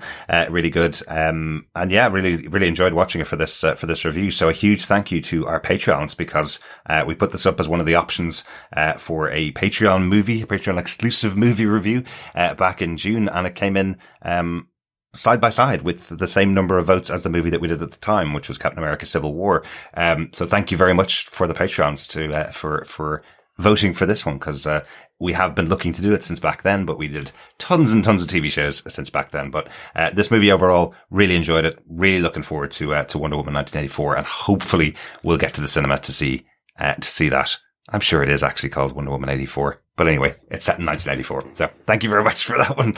We've got tons and tons of feedback from our awesome TV Podcast Industries listeners. So over in our Facebook group at facebook.com/groups/TV Podcast Industries has some feedback. First up, Trevor Green says, it was the first movie date my partner and I went on after our son was born. We both enjoyed it and we're looking forward to maybe going to see the sequel in cinemas. I can't give any specific thoughts on the film right now, except that it's one of the few DC movies that I'd happily rewatch. Doug Green says, it's the best DC movie, hands down. I'll put it up against 89 Batman and Reeve Superman. I also may or may not be in love with Gal Gadot. Come on, Doug. I'm sure there's tons and tons of people in love with Gal Gadot. She's fabulous in this film. Ben Rush said, it is a film like Batman Begins, which uses Superman's 78 storytelling structure and makes a modern epic where young and old enjoy, and made it the most enjoyable DCU film so far. Oh, very good point. Yeah. I like that. I like that. There is some references, I think, to Richard Donner's Superman in those scenes where Diana is in London. I think he also struggled with a revolving door in the original Superman. Some nice little touches, and obviously the glasses very similar to Richard Donner's Superman. Yeah, and Giajo says, I loved the old Wonder Woman series with Linda Carter when I was a little girl. I wanted to be Wonder Woman. I was worried I would hate this movie, but I loved it so much. Gal Gadot was an excellent choice. I was oddly moved by the scenes depicting women in battle. When do you see that portrayed on TV or film? Mm-hmm. I nearly cried when they were on. I felt very empowered by this movie. David Wang also contributed to this, saying, worth noting that this is a superhero movie that takes place entirely outside of the United States as well. That's really interesting, isn't it? And thanks very much, Angie, for your thoughts on that. I know, as I said, there is some really empowering moments for the movie, definitely. But it's a really interesting point that David makes. I'd never really thought about it. I was trying to think, was there another movie that was set entirely outside of the United States? Well, a Hollywood franchise, I suppose, movie. Even Aquaman has scenes that take place in the US. The one that popped into my mind, and I did make this comment on Facebook, but I'll share it with you. The one that popped in my mind was, does Captain America take place all outside the US? Because it's during World War II and he's fighting his battles across in Europe. And then I realized that for some reason, the filming location of Manchester, where the first half of the movie is filmed, it was in my mind as that's where the movie took place. But all of that stuff that was filmed in Manchester is in Manhattan, or is in New York. So there's tons of the film that took place in the US. So nothing like Captain America. That most of that did actually take place over there. So I was going to say Guardians of the Galaxy, but no, that even has a scene in a scene in both of them have a scene in it. Yeah. Oof. And thanks as well, Angie, as well, because I mean that whole sort of move through to the trenches where you see the women and the children, it's kind of the refugees, if you will, that element of warfare. That is actually quite harrowing, and we didn't mention it in our main discussion, but I think, that's not something you see very often in a war movie, you know, and, good catch, Angie. Yeah. And Angie, I also wanted to call out the empowerment aspect.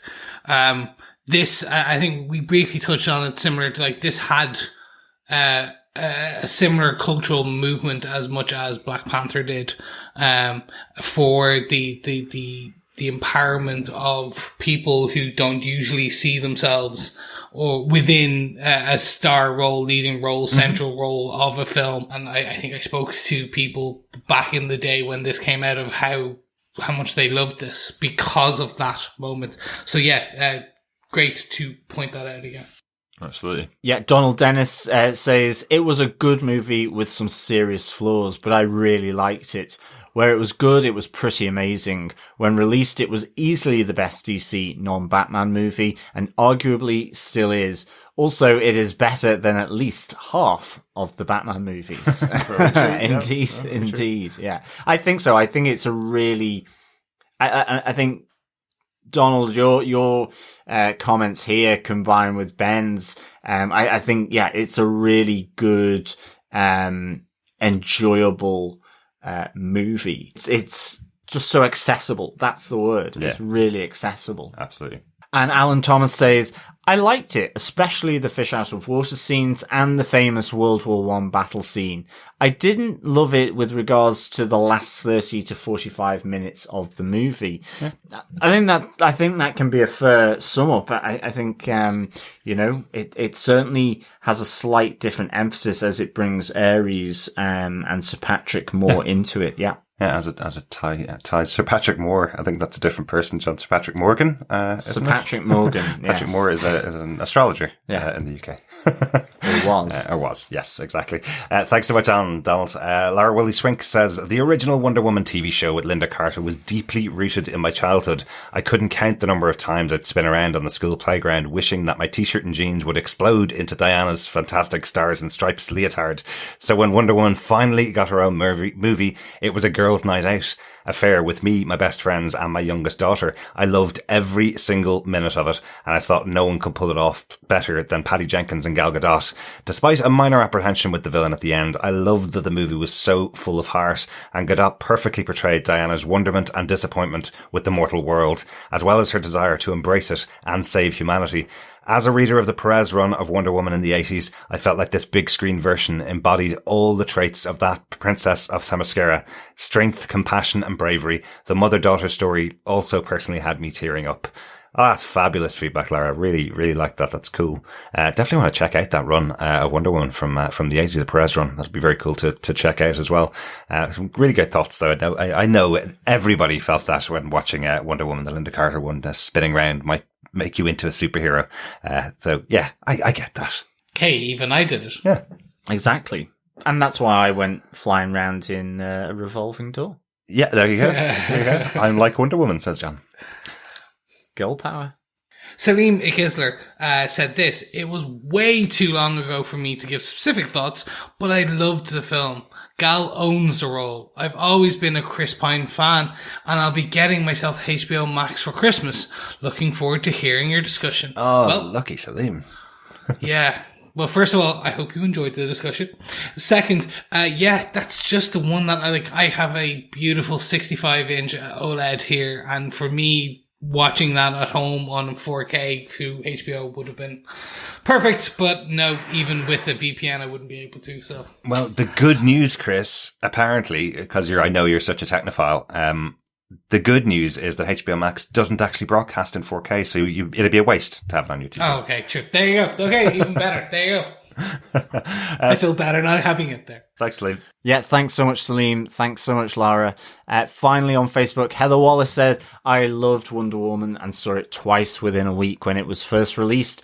The second time with a friend and a 14-year-old daughter. I loved that it was so hopeful, even though it was set in the First World War. The early scenes in Themyscira were a joy, and I've read that the entire cast and crew found it a special experience, as it was the first time for many that they were working on a largely female-helmed film. Mm-hmm. Hearing the original Wonder Woman TV theme worked in and updated was a fist pump moment. As a little kid growing up on an Australian farm, my elder sisters and I would run around playing Wonder Woman, the Bionic Woman, and Charlie's Angels, sometimes all at once in the ultimate crossover. Nice. TV in the 70s had many kick-ass female action heroes. As a trend, it dropped off in the 80s, although Angela Lansbury on Murder, She Wrote and all the Golden Girls are superheroes in their own right. I definitely agree with that, Heather. Even though Angela Lansbury is assumed to be the actual murderer, because every time she goes to for 300 episodes, somebody dies. There has to be the good and the bad, or the good and the evil, I should say. Heather continues, it wasn't until 1996 with Buffy that we had an action show headlined by a female hero. Mm-hmm. I'm glad both TV and film has so many more great female role models for young girls and boys now. And Gal Gadot as Wonder Woman is a wonderful addition to the lineup. Mm-hmm. It's not a perfect film, and the historical inaccuracies are jarring. Ludendorff was a real person and survived the war, but had an ignominious downfall that is worthy of its own film. He had to be smuggled out of Germany by friends in wigs and disguises. Excellent. Yeah, I liked Ares saying that he only prompted humanity's violent tendencies and didn't cause them, but felt it was a cop-out that as soon as he was dead, the war ended. It cheapened that message. Of course, the only Ares for me will always be the great, late, swaggering and smouldering Kevin Smith from Xena. Steve's sacrifice was too much like Captain America's, but I'm intrigued to see how he's brought back in Wonder Woman 1984. I'm afraid that when it comes out to one of the Hollywood Chris's playing a Steve out of time, a wartime plane ditches into the ocean, reunited with his kick-ass brunette love, it's Steve Rogers and Peggy Carter for me every time. Thanks so much, Heather. Really, I forgot about Kevin Smith from Xena, actually, as Ares. And, as I say, I really got Steve Rogers vibe from Steve Trevor. There's a little bit there, but yeah, I'm a massive Captain America fan. We've seen a lot more Steve Rogers on screen and a lot more Peggy Carter. We've got 2 full seasons of her show as well. So yeah, I'm kind of with you, but I do like Chris Pine as well. So totally enjoy it. Thanks so much for your feedback. Yes, thank you so much. And I was so confused by that Kevin Smith comment. I was like, Kevin Smith? That's a different Kevin Smith. And also, he's not late great. Wait, what? Huh? I was like, different Kevin Smith. Yeah. Different Kevin Smith. There is more than one Kevin Smith. There certainly is. No, there can be only one. It's like Highlander, right? They kill each other off until there's only one. That will take a long time. That's it for our Facebook feedback over on Patreon. Ray from Into the Night, the Moon Knight podcast says, "Hi guys, it's interesting as I've only ever seen Wonder Woman once, but I have fond memories of it despite the general comments of the ending falling flat. Main takeaways for me were the performance of Gal Gadot, who surprised me in the role. When she was announced, I wasn't too convinced, but I felt she brought a lot to the role and the film itself. Her interaction with Chris Pine also gave good chemistry, but if anything, I'd love to see their chemistry more in the sequel coming up. Ares was a bit of a disappointment for me, and I can see how the final act was a step down compared to the rest of the film, but the fight was delightfully over the top. By giving Wonder Woman a strong villain in Cheetah in the sequel, I think they'll take the franchise a step up from what they've already been given with a great intro to Wonder Woman into the new DCEU. Also, Parthenia Locklear responded to Ray, saying she agreed Ares didn't pluck any strings for me. For Wonder Woman to be so educated, she seemed to have a hard time putting together that the humans outside of her world were uneducated about Ares and therefore couldn't understand her sense of urgency. That's probably the one constant in the movie that annoyed me." Good feedback, Ray and Parthenia. It is interesting. I do think that there is problems with the Ares element of the story, and yeah, I get Parthenia's thoughts there. That it's kind of partially the marrying up of what Diana would have been brought up and the education that she would have had about the gods and about Greek mythology, effectively, and what the people in this new world in 1900 would have known about those gods. Maybe that's part of the mismatch between it, that Diana couldn't understand why they didn't know about Ares, because she would have been brought up knowing all about it. Probably because it means a lot more to her family. And I think Diana was dealing in absolutes of good and evil. Very true. Yeah, very true. Yes. But Ares. I'm right there. There was every now and again, but Ares! And you're like, yeah, no. Chris Pine gets it. No, but Ares! Oh, yeah, okay. All right. We haven't even seen Ares yet. Yeah, who is he? Exactly. Yeah. He's a mustachioed menace. Well, thanks so much for those pieces of feedback. We haven't really mentioned much about the storyline of Wonder Woman in 1984 because I don't want to spoil anything, of course. But yes, I'm very happy they're going to have a very strong villain in the sequel. We're going to see Cheetah on screen as the villain in the show. But interestingly, yes, Steve Trevor is coming back for the second movie.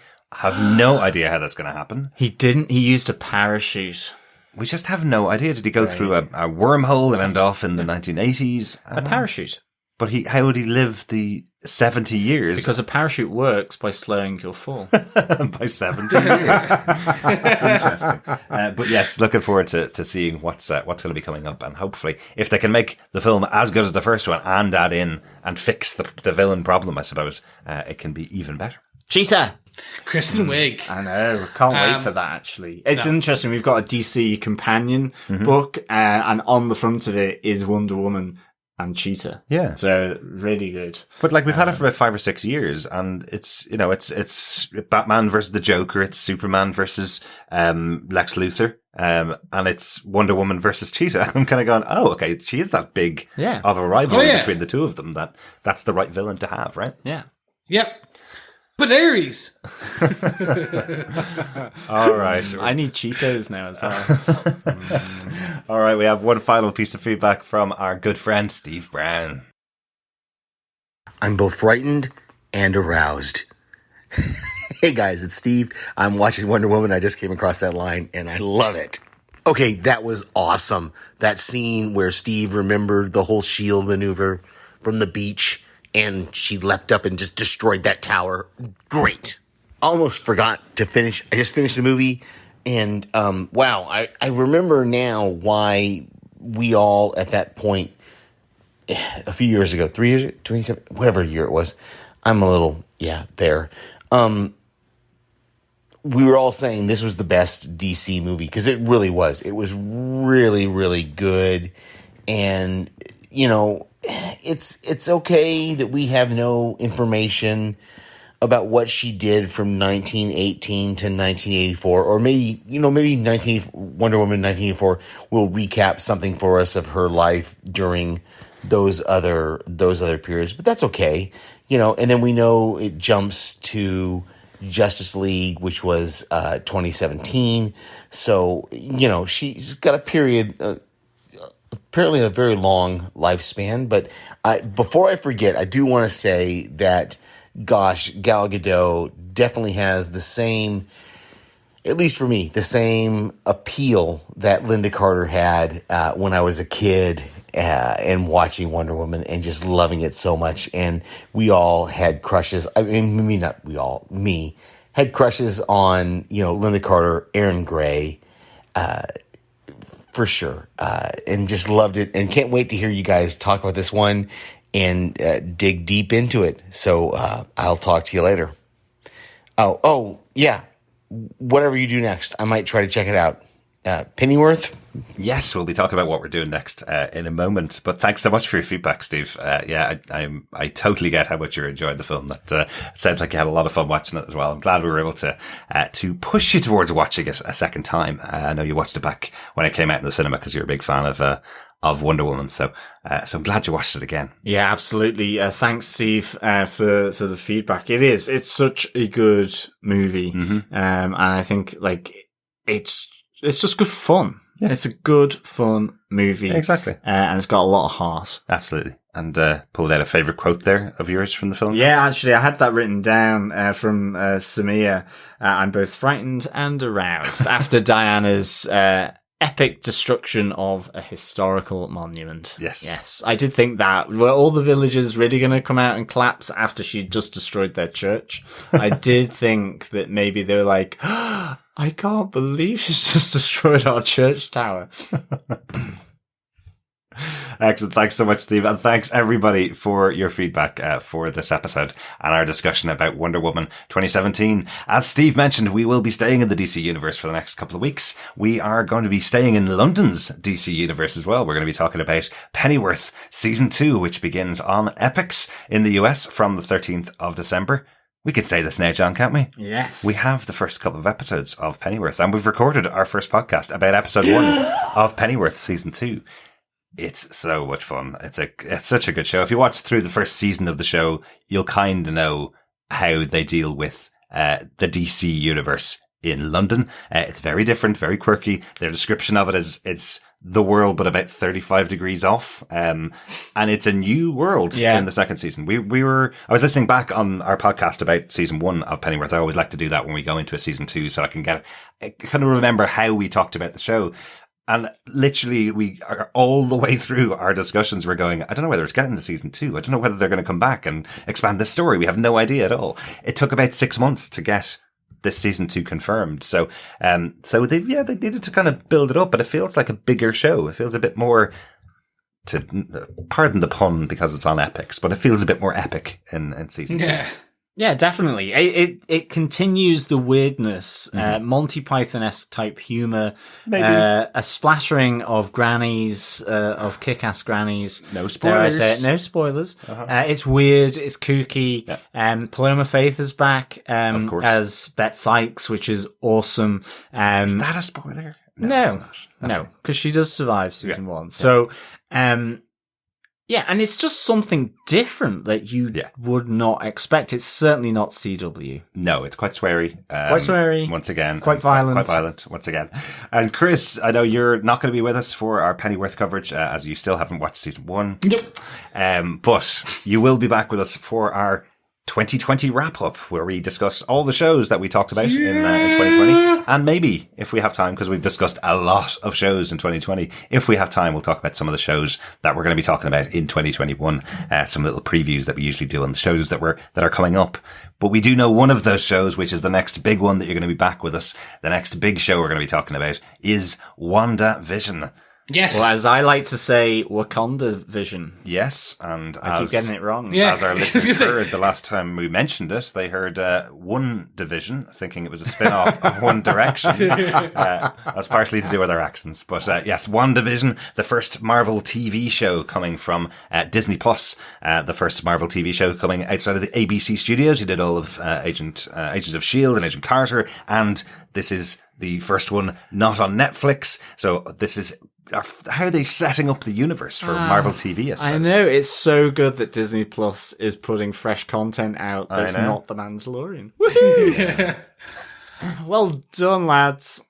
I can't wait. I'm a bit disappointed we're not getting it for Christmas. January 15th is not too bad. It's like still close. It's from recording, we're a month and a half away. It's still, it seems to be, I'm expecting them that this is COVID related. They're pushing everything back slightly because they still have to do a bit of post-production on Captain and Winter Soldier. Yes, they still had filming to do on that. The big difference was with WandaVision, apparently they'd finished all the filming. Yeah. They didn't have to do much of that to close it off. It was more to do with the CGI and the special effects and stuff, which was much easier to finish before, Falcon and the Winter Soldier, which will be coming later in 2021. And of course, we'll be covering that here on TV Podcast Industries as well. But I hope you're as excited about our upcoming shows as we are. We are in a little bit of a break. Yes, we absolutely know we should have been covering The Mandalorian at the moment. Yes. We know we should have been covering Star Trek Discovery. Yes. Both excellent shows every single week. Friday over here when we get both shows. Sci-Fi awesome. Friday. It's so good. And there is also the wonderful Dark Materials on BBC as well, and HBO that's coming out every week, which we've both been loving watching as well. Yep. So it's so much great TV at the moment. But unfortunately, we had to take a little break, and it happened that we couldn't have done any of those shows during this period. So I hope you've enjoyed our return to TV Podcast Industries for a good movie with Wonder Woman. And we'll be back on the 13th of December with Pennyworth Season 2. Yes. Thank you so much for having us. I look forward to seeing everyone in the new year and also speaking to you again at the wrap up. I'll even might tell you about a few other little things that I'm doing and watching and playing, and that might be a spoiler, but who knows? Yes. And in the immortal words of Wonder Woman, and the immortal words of Samir, I'm both frightened and harassed. Yeah, thanks so much for joining us and coming back to us after we've been on our little break, fellow moviegoers. And, of course, I cannot wait to be getting our fellow Gothamites and our fellow Defenders back with our new content coming up in December and the start of 2021, when we'll be able to skip around, hopefully, at some point. Yeah, and hopefully go to the cinema and watch Wonder Woman 84. But, yeah, as always, it is great chatting with you guys and gals, and I can't wait to see you again soon. Remember, though, keep watching and keep listening. Bye. Bye. I used to want to save the world, to end war and bring peace to mankind. But then I glimpsed the darkness that lives within their light, and learned that inside every one of them, there will always be both. A choice each must make for themselves, something no hero will ever defeat. And now I know that only love can truly save the world. So I stay, I fight, and I give. For the world I know can be